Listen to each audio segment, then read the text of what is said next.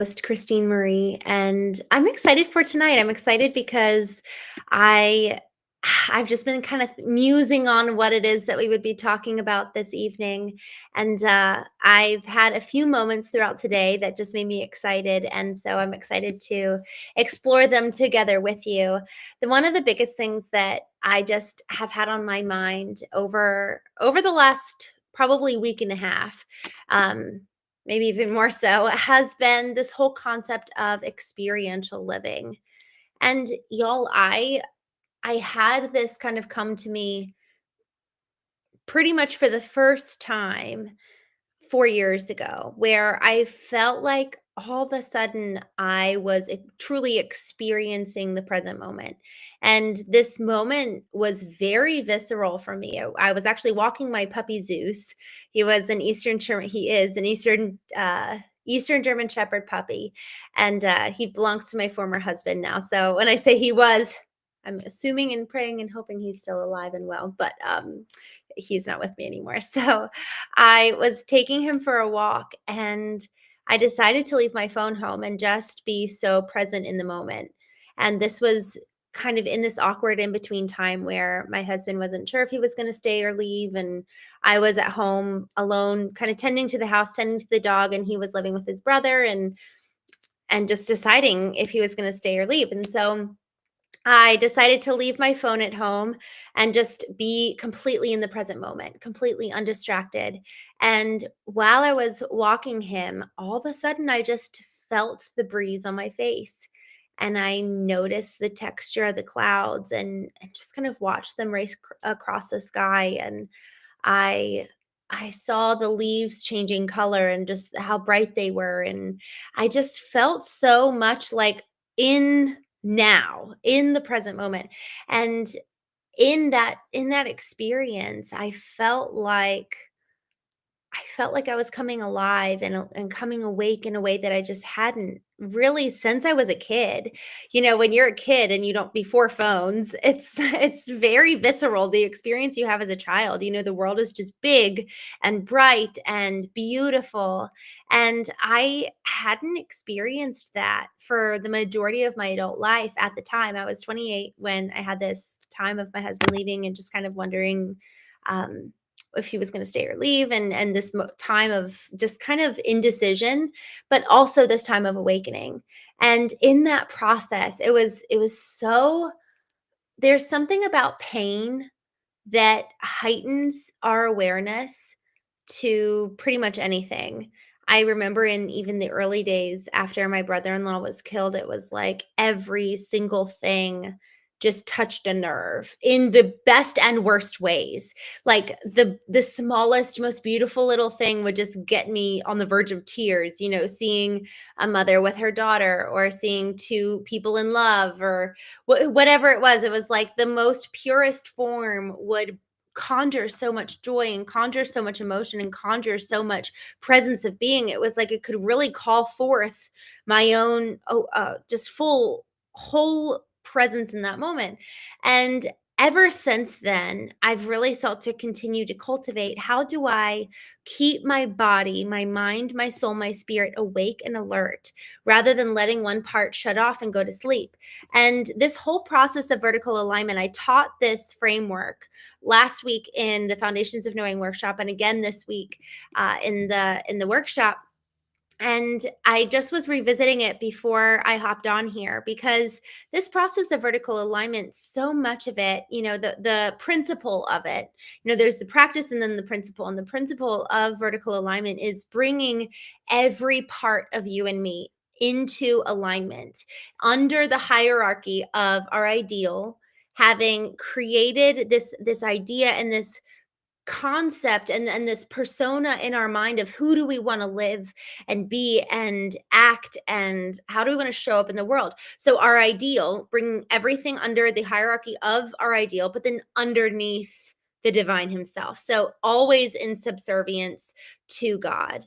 And in this process of vertical alignment, I've really kind of the framework of it when I get deeper is activating every part of my intelligence, every part of me, and turning my body, mind, soul, spirit online every morning, because it's so easy when we go into work to only activate our intelligence, our intellectual intelligence, our IQ. That's what we've been taught to turn on every single day. We're not taught to turn on the EQ. We're not taught to turn on the intelligence of even our physical body.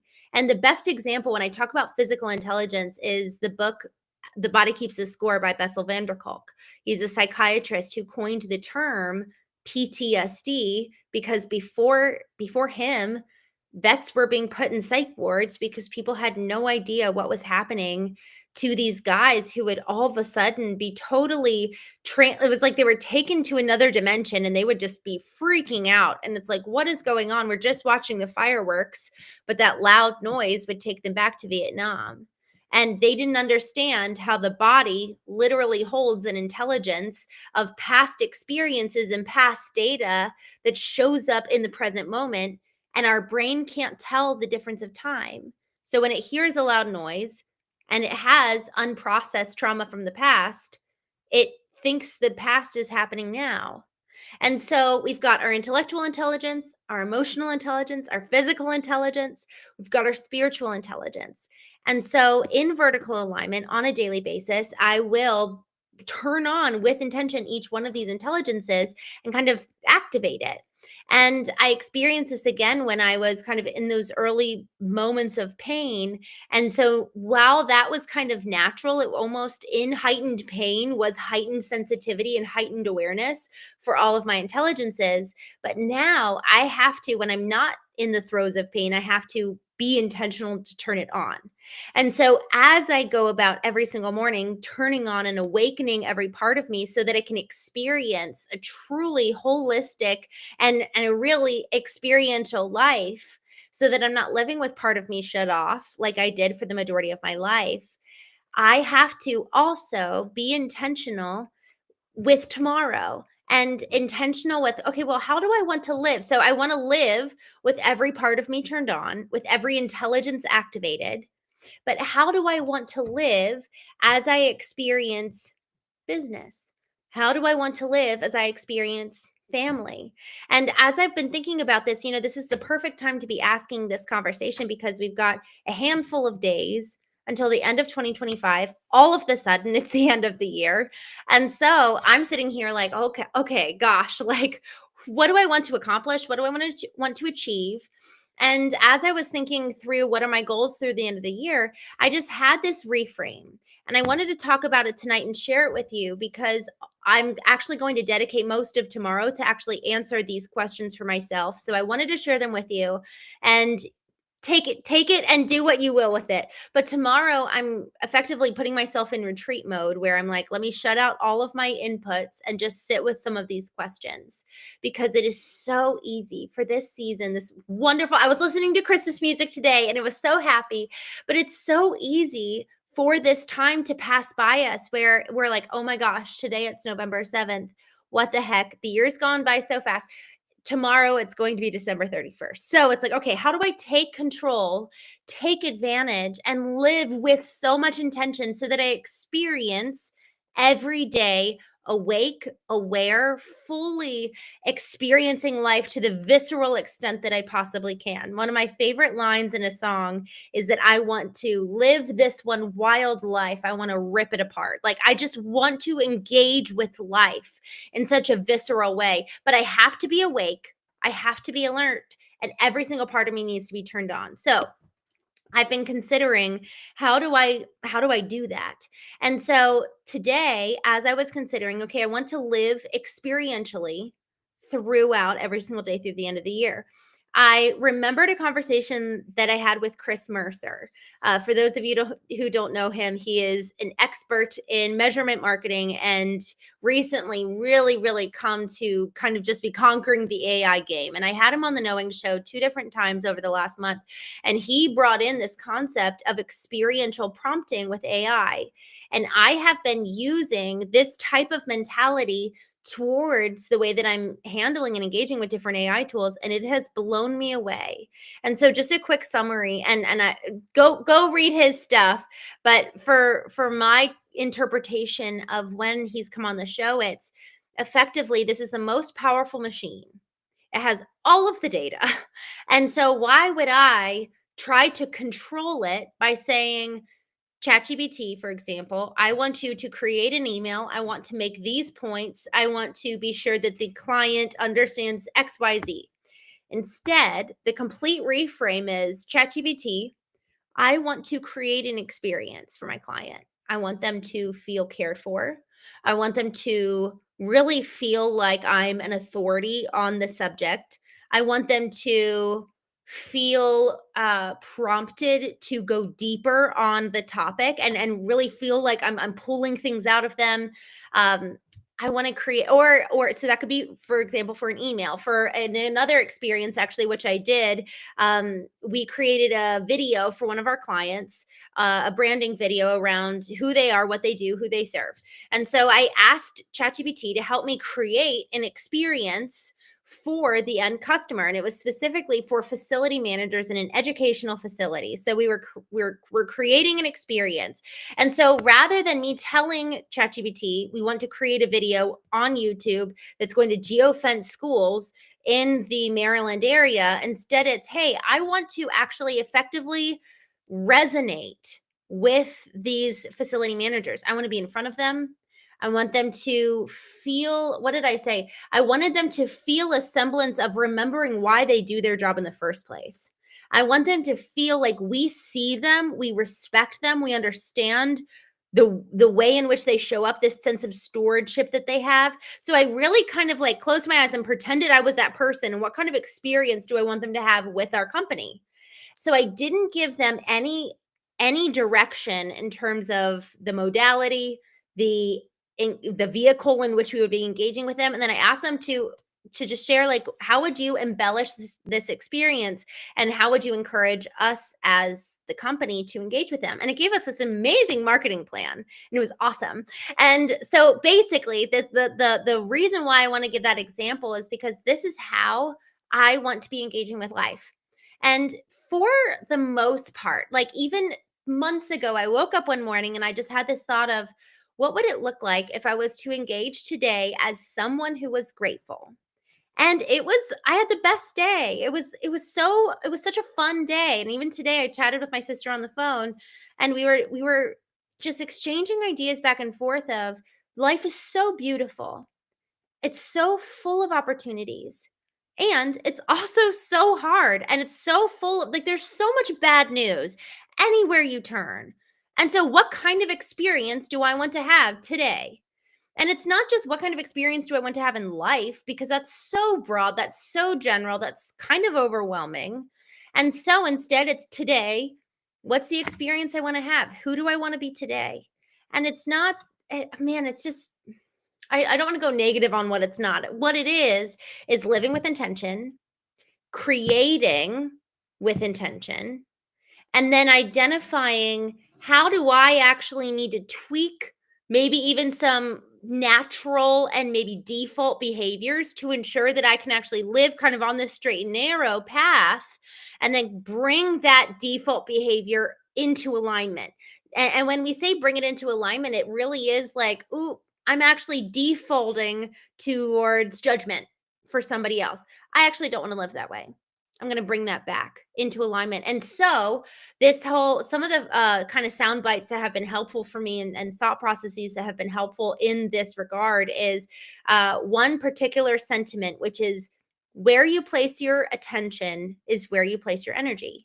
And so if I don't want my energy going towards judgment, I'm just literally actually not going to be placing my attention there. Even tonight, I went out to a restaurant, and I walked in, and there was just so many beautiful people, and I was like, "Oh, look at their outfit," and I was just having fun, people watching. But then I realized, I was like, "You know what? I actually don't wanna be spending my energy this way. I actually would rather have a meaningful conversation." And it was just so interesting kind of having this, like, out of body experience watching me, and realizing just how much power we have over our experience here in this present moment of, well, what do I want it to look like? And so this question, as we look towards the end of the year, and I'm actually going to do a little bit a recon, how many days left in 2025? Y'all, we officially have 54 days in 2025. We have 54 days left in the year. And so our question is, okay, how do I want to live those 54 days? What do you want? What do you want to experience? What do you want to experience on Thanksgiving Day, Thanksgiving week with your immediate family? What do I want to experience with my extended family? What do I want to experience with my business that week? And so looking at family as a unique vertical, and even on I guess Thursday, yesterday, I was hosting the Foundations of Knowing, and I gave this example of you're the nucleus. And imagine concentric circles moving out from you. And with each level of the concentric circle is the degree of intimacy and closeness with different parts of your life. So the most intimate is obviously the first concentric circle around you, the next layer of intimacy after that, and it extends outward. And so then from that level of you're the nucleus, you've got concentric circles moving outward, now divided up into a pie chart. So effectively, just to break it down, let's say you've got one piece of the pie, one sliver that is family. Well, the most intimate like concentric circle, that piece of that concentric circle coming to you, that's going to be your immediate family. Maybe that's your partner, your kids, if you have any. The next level out, maybe that's your parents, your siblings. Next level out from there, grandparents, cousins, yeah, if you get my drift. So then on the next slice might be business. Again, you're the nucleus. And so then the most intimate circle towards you is that your business partner? Is that maybe your vendors if you're a small business? Is it actually your CEO, your chief of staff, wherever you are in the business? Understanding those concentric circles and who's closest to you and then working your way outward, it's really helpful to kind of outline that first. Here am I. Like, what is the actual experience I want to have when it comes to my family? And then also my business, and then financially. And I mean, gosh, it can be broken up into friends and community during the holiday season and this time of year. And ultimately it's what do I want in every single regard? What are the actual goals that I might have to achieve and accomplish? We've got 54 days. That's not that many, and it's also a decent amount of time to really get some stuff done and really accomplish a good amount of stuff. I mean, even just I mapped out 2 or 3 weeks ago, I decided, I'm gonna host a workshop every other week through the end of the year. And these workshops have already been absolutely incredible, and I've gotten so much clarity about 2026 just from doing these workshops. So, perhaps a goal for you with business through the end of the year is I really want to get clarity. I want to do some market research. Y'all, hosting events gives great market research. It gives great information and insight into what are the primary problems that your customers are having. I've hosted knowing retreats. I've hosted these workshops. What else have I done? I've done the sequence of vertical alignment emails. It's been so helpful just having conversations with people. I did the one-to-one knowing arena where I've worked with people, executives in a one-to-one fashion. And it's been so helpful getting to know people in different environments to different degrees of intimacy, right? Obviously, the one-to-one is like the closest in the nucleus. The retreat is the next closest. Workshop is kind of far out. I also hosted the knowing dinners. That was really, really helpful. Wherever I would travel, I would host these knowing dinners and invite people to join. And so it was offering the greatest opportunity to get to know people that I never would otherwise, have pretty intense and intimate conversations, being able to guide the dinner topics and conversations. And then it allowed for additional networking and really being able to kind of bring people together and just honestly breathe life into these dinners where it was like 2.5, 3 hours of just was like life giving life to other people. And we all walked away so full and it was awesome. So I've been able to do a lot of market research. So if that's a goal for you in the business vertical by the end of the year, all right, what are some ways that you can do market research? I just give you 4 ideas. of how to do that. And then with family, what are some goals there? What do you actually want to look like? Like if you were to close your eyes and picture, I want to experience peace with my family. I want to experience something really epic, you know? What do you want when it comes to your immediate family? And y'all, it was so helpful. So the way that I really kind of dove into this, I guess now a month ago, I wrote my eulogy when I turned 30. I wrote my eulogy about what do I want others to say about me at the end of my life. And we actually moved through this exercise yesterday in the knowing workshop, which was so cool. And it was so fun to do it with other people. And it was interesting, the response. I think everyone was a little bit startled. Like they were like, this is actually really hard. That some people really didn't enjoy it. And so, oh yes, and Qasim, you just said the known executive was really, really helpful. Yes, the known executive, the known founder, that was also another way, that was another activity, that was another knowing experience to garner market research and also just like, let me test out this type of service in multiple different modalities, right? Multiple different formats and ways. And so when it comes to what I was talking about yesterday with writing our eulogy, I wrote my eulogy specifically of what would I want my individual people in my family to say about me if I were to die literally tomorrow. And it was so helpful to get that specific and to get that personal. And it is hard. You know, yesterday folks were feeling pretty uncomfortable asking these questions over, well, what do you mean I might, kind of like putting themselves in the position of if I died. And I think that alone was really uncomfortable. And there's something about that man, there's just so much need to be gracious and gentle with ourselves as we go and experience aspects of this, engaging in this way where it's like, oh my gosh, I haven't really thought about the reality of me dying. And so that's number one.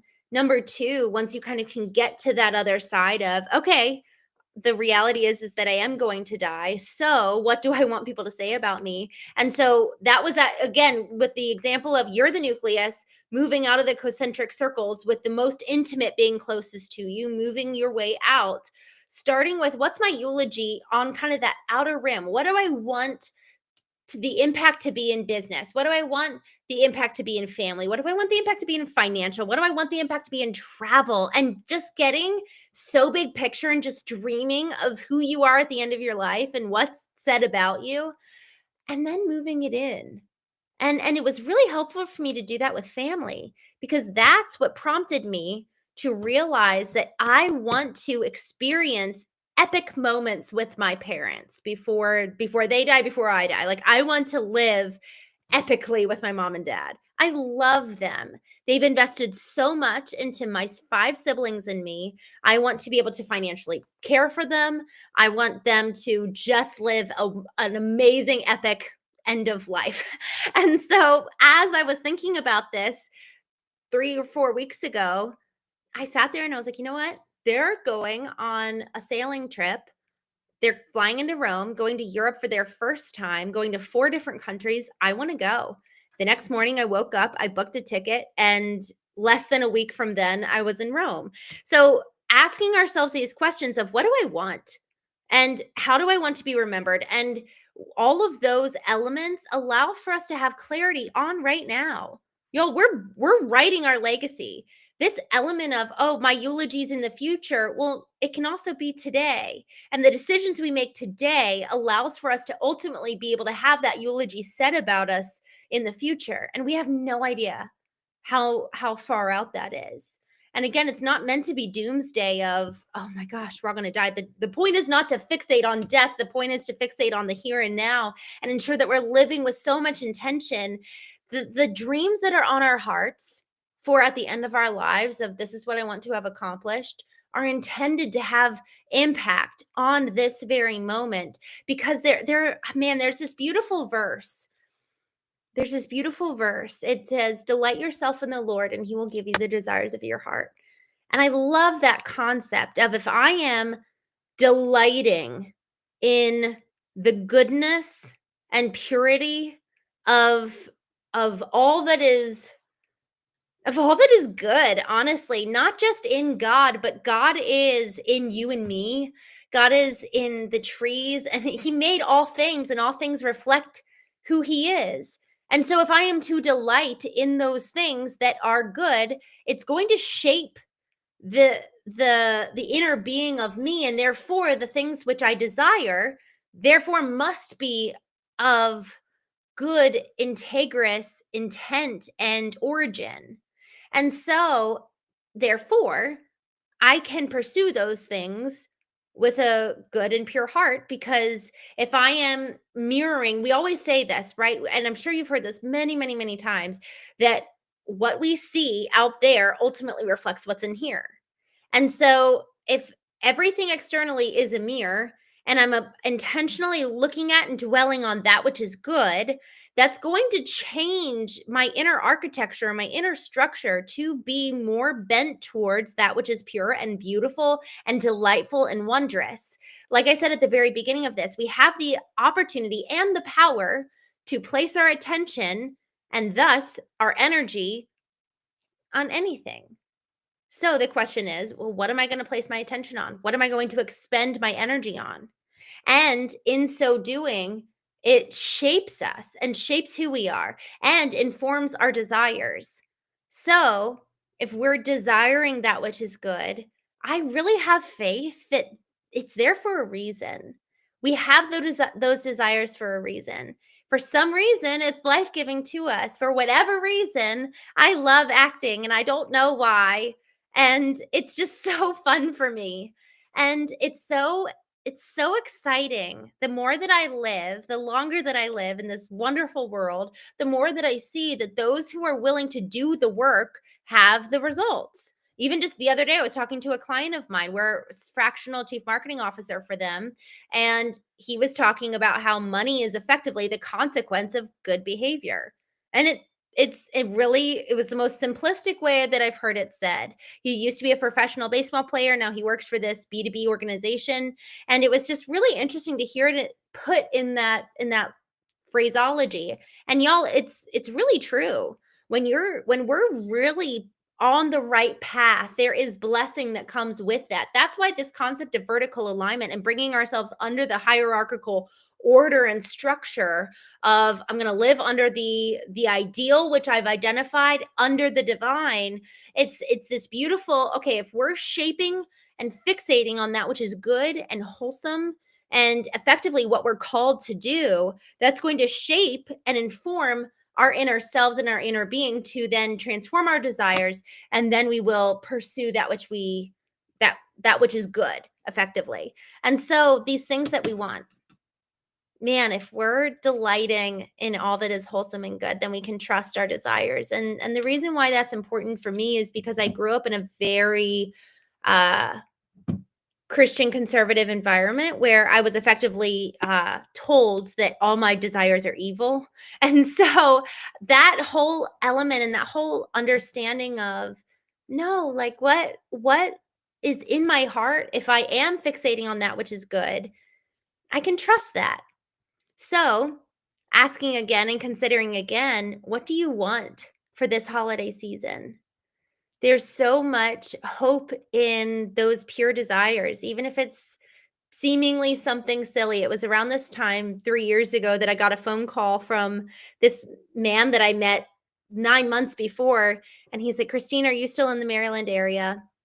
I said, "Yes." He said, "Well, I need a wife for this Christmas Hallmark type movie, and I'd love for you to be her." And I was like, "Well, do you want me to audition?" And he was like, "No, I think you'll do great." And I was like, "Are you kidding me?" I was like, "There's no way this is real. This is literally the fulfillment of my childhood dream. This must be a hoax." And then we got on and did a table read 2 weeks later. And then 4 weeks later, we were on set New Year's Day. And it was just the happiest thing.